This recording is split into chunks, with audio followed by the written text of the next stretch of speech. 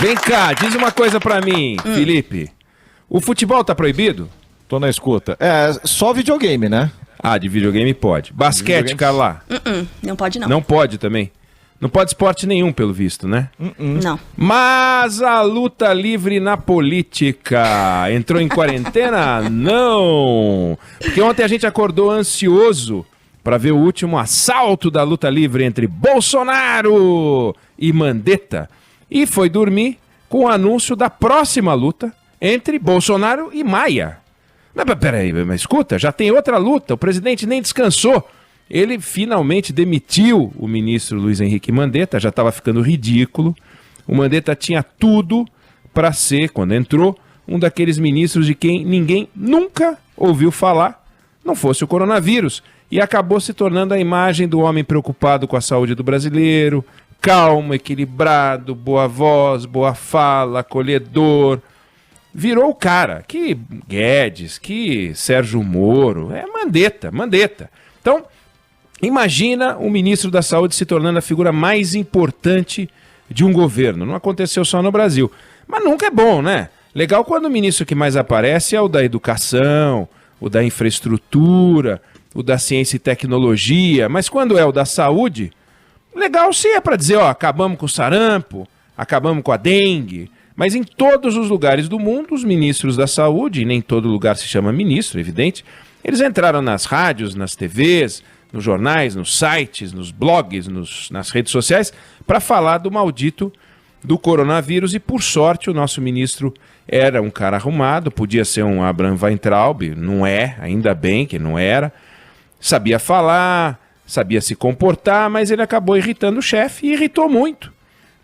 O Bolsonaro queria colocar na agenda o quanto antes a ideia de que o isolamento não pode ser a solução para os problemas brasileiros, fez isso ao estilo Bolsonaro, o estilo atrapalhado, estilo desafiador, foi para as ruas, comeu doce em padaria, criou aglomeração, tudo para dar o recado dele.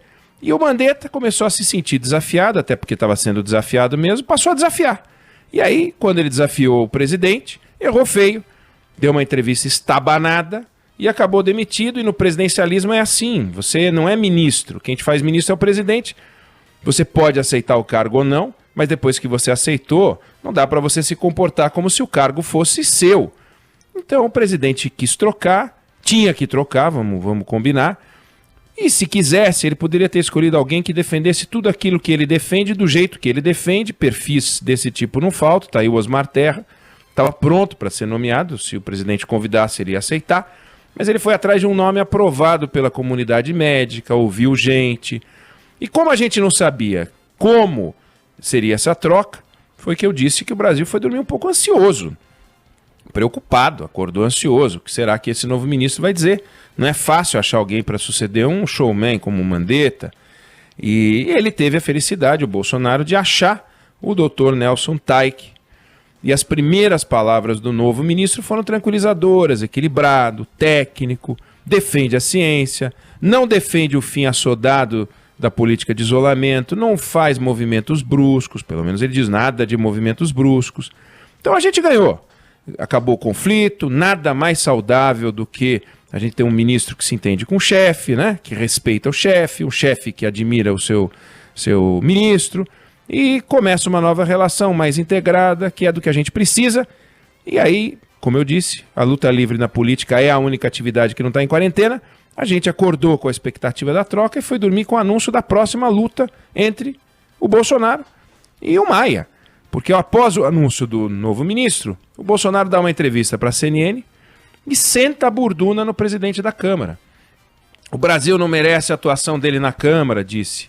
Qual é o objetivo do senhor Rodrigo Maia? Parece que estão querendo me tirar do governo. O Maia tem que me respeitar como chefe do executivo.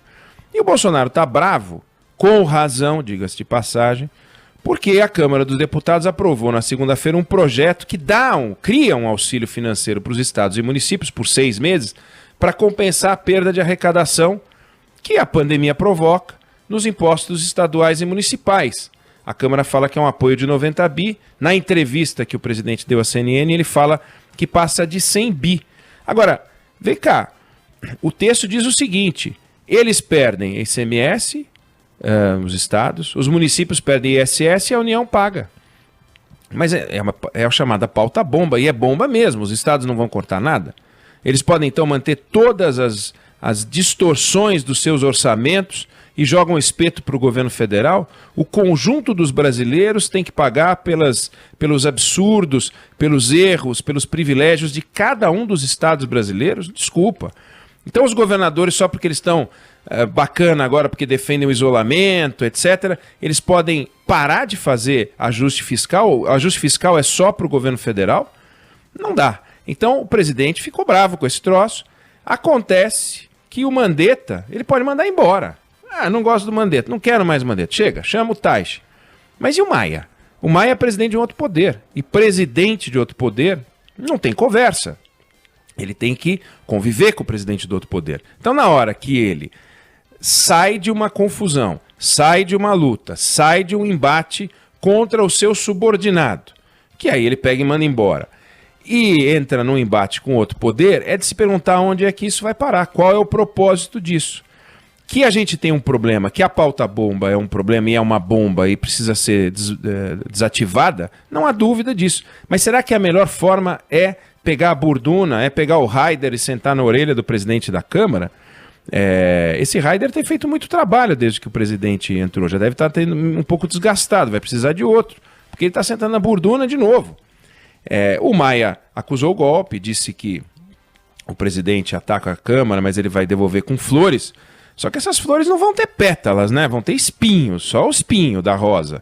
Pode ter certeza que vem chumbo pro lado de cá, e aí vai ficar pro lado de cá, pro lado de lá, pro lado de cá, pro lado... E aí? O que a gente ganha com isso? Então, vamos ver se o novo ministro decreta também a quarentena para a luta livre na política, ou se os políticos botam a mão na cabeça, na consciência, e falam, gente, vamos acalmar um pouquinho? Será que dá para a gente tentar resolver um problema de cada vez? Tem um vírus que é inimigo do Brasil, é inimigo do mundo, tem uma recessão que é inimiga do Brasil, inimiga do mundo. Não dá para agora ficar uma briga em procurar inimigos pessoa física com braço e com perna. Temos que vencer esses dois problemas. O Brasil vai ter uma queda monumental de PIB esse ano. A retomada do ano que vem não vai compensar a queda desse ano. É esse o nosso desafio, esse é o nosso problema, esse é o veneno que a gente tem que vencer. Não dá pra gente gastar energia com outras coisas.